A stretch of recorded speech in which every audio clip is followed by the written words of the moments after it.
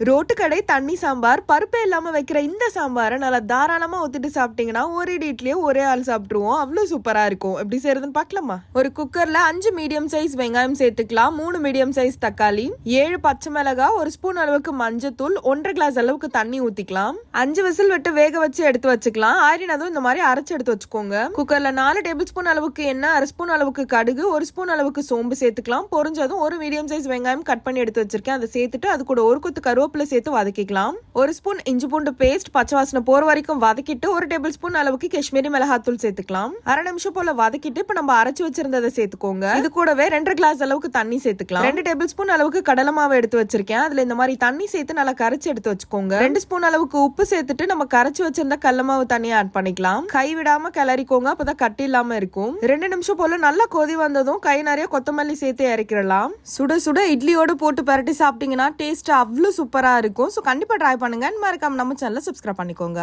பாய்.